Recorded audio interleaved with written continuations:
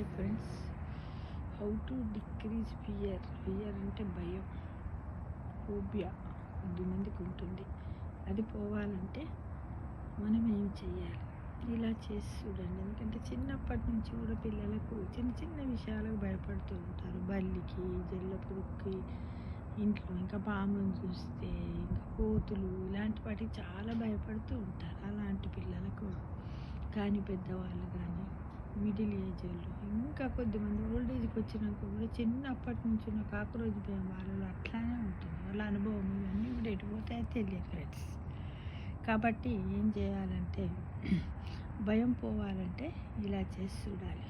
ఏంటి, దేనిని చూసి భయపడుతున్నామో దాన్ని దగ్గర నుంచి చూడాలని పండితులు చెబుతున్నారు. చాలా సర్వేలలో కూడా చెప్తున్నారు, ఎక్స్పెరిమెంట్ చేసి. ఎందుకంటే ఊహించుకొని భయపడితే అది ఇంకా భయపెడుతూనే ఉంటుంది, అబ్బో అబ్బో అబ్బో అన్నట్టుగా.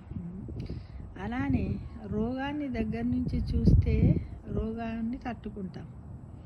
అమ్మోనకి రోగం వస్తుంట, క్యాన్సర్ వస్తుంట, లేకపోతే బీపీ వస్తుంట, షుగర్ అట, హార్ట్ అటాక్ అట, గుండెపోటు అట, గుండె ఆపరేషన్ అట అని మనం దాన్ని ఊహించుకుంటూ ఉంటే మనకి ఇంకా భయం ఎక్కువగానే ఉంటుంది. కాబట్టి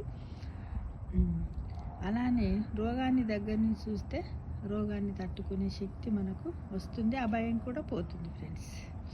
దుఃఖాన్ని దగ్గర నుంచి చూస్తే అది ఎప్పుడు నీ చెంతకు రాదు.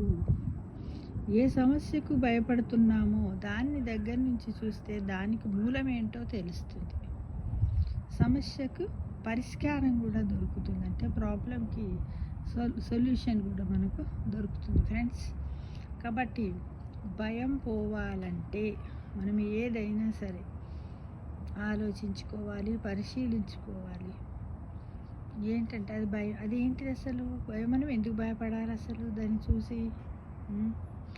మనము పరిమాణంలో మనమే పెద్దగా ఉంటాం. కొద్దిమంది జల్ల పురుగులు చూసి భయపడుతూ ఉంటారు. కాక్రోచ్, ఆ కాక్రోచ్ ఎంత ఉంటుంది చెప్పు? మన వేలడంత కూడా ఉండదు, దాన్ని నలిపేయచ్చు ఒక వేలుతో కూడా. కానీ దాని జబబబబ అంటే ఒక అలర్జీ టైప్లో వాళ్ళలో దాని గురించి ఊహించుకుంటారనమాట. అమ్మో అది ఇలా ఎగురుతుంది ఇట్లా అనేది.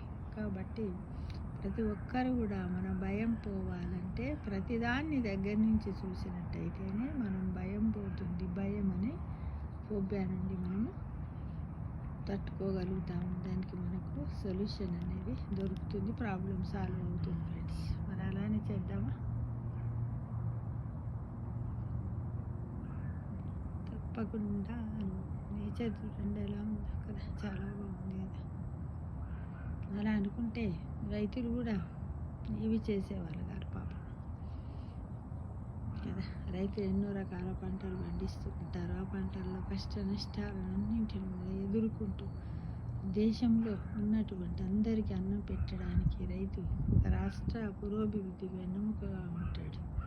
వాళ్ళందరికీ కూడా రైతు దినోత్సవ శుభాకాంక్షలు. ఎందుకు చెప్తున్నానంటే ఈ ఫోబియా ఎలా ఉంటుంది, వాళ్ళు అలా భయపడుతాము, అలా చేస్తే ఏమి మిగులుతుంది అని వాళ్ళు చేయకుండా ఊరుకున్నారనుకోండి, అప్పుడు మన పరిస్థితి ఏంటి? మనకు ఆహారం ఎక్కడి నుంచి వస్తుంది? ఏమి గాలి పీల్చి నీళ్ళు తాగుతాం అంతేనా? దాంతో మనం బ్రతకలేం కదా ఫ్రెండ్స్ కదా. ఇందు గురించి చూడండి, ఒక రైతునే ఎగ్జాంపుల్గా తీసుకుందాం. రైతు ఎన్నిటికో, ఎన్ని భయాలకు, ఎన్ని కష్టాలకు, ఎన్ని దుఃఖాలకు ఎదుర్కొని పంటలు పండిస్తూనే ఉంటాడు, నష్టాలను అనుభవిస్తూనే ఉంటాడు, భయపడుతూనే ఉంటాడు, అన్నింటిని పక్కకు పెడతాడు. మనకు మట్టుకు ఆహార ఉత్పత్తి మాత్రం ఆగకుండా అందిస్తూనే ఉంటాడు. అంటే ఆయన భయపడ్డ భయం అంతా కూడా 10 మందికి అన్నం పెడుతున్నాననే విషయంలో తృప్తి చెందుతూ ఉంటాడు అని నా ఒపీనియన్ ఫ్రెండ్స్.